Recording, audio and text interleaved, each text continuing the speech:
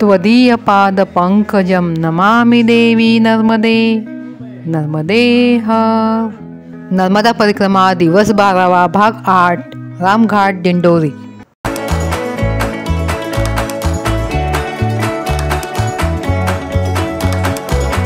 नमस्कार मित्रांनो, मी रंजना's कॅम्पेन व्लॉगमध्ये तुमच्या सर्वांचं स्वागत करते। मित्रांनो, मागच्या भागात आपण पाहिलं छत्तीसगड येथील कबीर चबुतरा, कबीर कुटी, कबीर वट, संत कबीरांची तपोभूमी। आता आपण जात आहोत दिंडोरी येथील रामघाटावर, जे मध्य प्रदेशमध्येच आहे, जेथे राम, लक्ष्मण, सीता त्यांच्या वनवास काळात आले होते। त्यांनी नर्मदा मैयाच्या तटावर तप केले होते। अशी ही जागा श्रीरामांच्या नावावरूनच ह्या घाटाला रामघाट असे नाव पडले। आता सूर्यास्त होत आलाय आणि आम्हाला दिंडोरीला पोचायचं आहे, कारण जास्त वेळ झाला की आपल्याला आश्रम मिळत नाही, म्हणून आमची घाई चालली होती की लवकरात लवकर दिंडोरीला पोचणं। रस्ता चांगला असल्यामुळे आम्ही फास्ट जात होतो, पण छत्तीसगड ते दिंडोरी हे अंतर 267 किलोमीटर, म्हणजे 5 ते 6 तास इतका वेळ लागणार होता। एकदम छान रस्ता बघा किती छान आहे, मध्य प्रदेशमधला। दोन्ही बाजूला झाडं, ते एकमेकांना भेटतात अशा स्थितीत, त्याच्यामुळे पूर्ण रस्त्यावर सावली होती। अतिशय छान वाटतं इथला निसर्ग बघताना। उद्गम स्थळ माई का बगिया, जेथे मैयाने आपलं लहानपण घालवलं, जेथे मैया उगम पावली, अशा दोन्ही भागांचं आमचं छान दर्शन झालं। तसेच असंख्य साधू संतांचं, प्राचीन मंदिरांचं दर्शन घेतलं।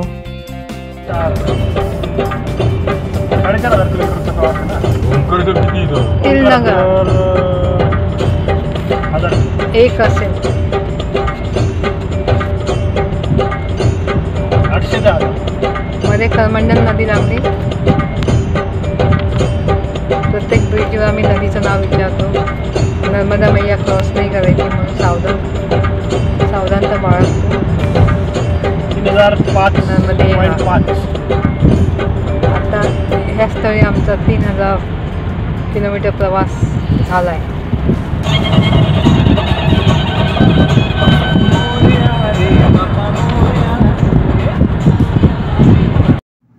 अतिशय सुंदर दृश्य दिसतंय सूर्यास्ताचं।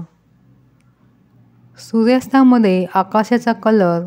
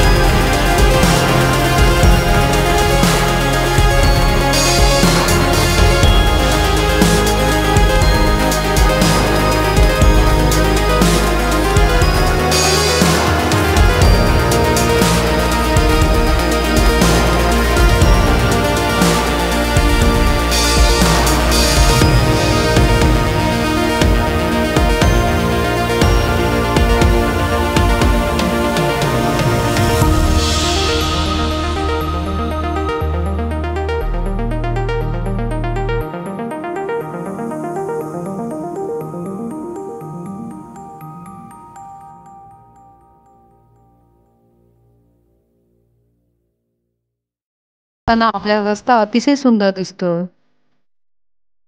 आणि येथे झाडं खूप दिसतात आपल्याला.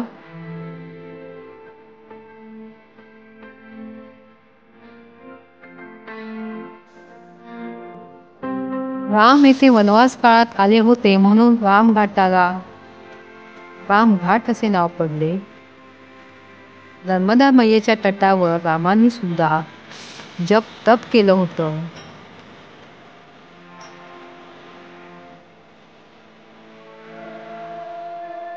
आम्ही आता अगदी होशंगाबाद जवळच पोहोचत आहोत.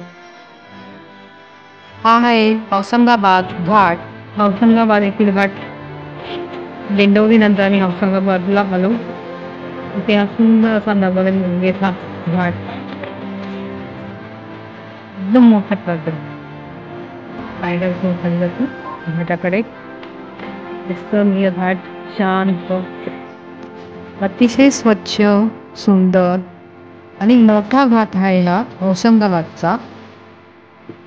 होशंगाबादला पहिलं नर्मदा नदीवरून नर्मदापुरम असं नाव होतं, पण ते आता बदलून होशंगाबाद असे ठेवले.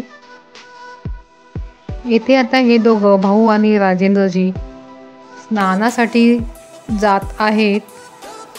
आत्तापर्यंत जिथे नर्मदा मैया आहे तिथे सगळ्या घाटावर ह्या दोघांनी स्नान केले.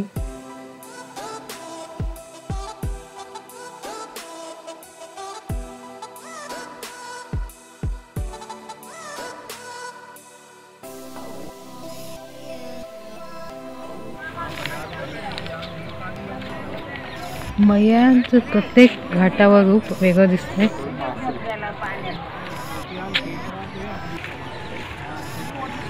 कधी खोल, कधी उथळ, कधी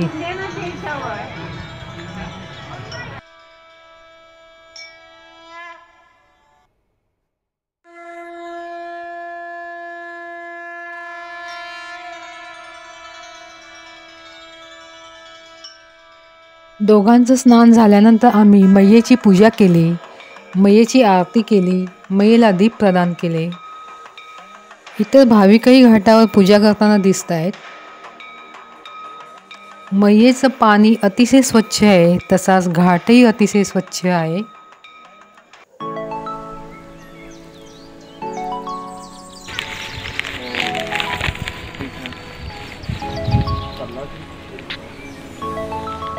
बाजूला झाडी, मोठे जंगल असावं. आता आम्ही दक्षिण तटावर आहोत आणि या दक्षिण तटावरचा होशंगाबादचा घाट. नर्मदे हर, नर्मदे हर.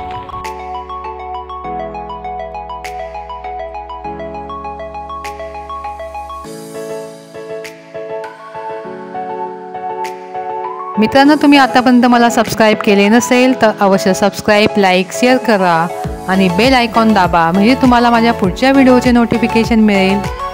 शेअर यासाठी करा जे आपले प्रियजन नर्मदा परिक्रमा करू शकत नाही, त्यांची या व्हिडिओमार्फत नर्मदा परिक्रमा होईल, नर्मदा मैयेचं दर्शन होईल, नर्मदा मैयेचा आशीर्वाद मिळेल. अवश्य पहा माझी नर्मदा परिक्रमा, माझा प्रवास, माझे अनुभव जे मी तुम्हाला सांगत आहे. पुढील भागात आपण भेटणार आहोत चितळे माईंना. अवश्य पहा. नमामि देवी नर्मदे, नर्मदे हर.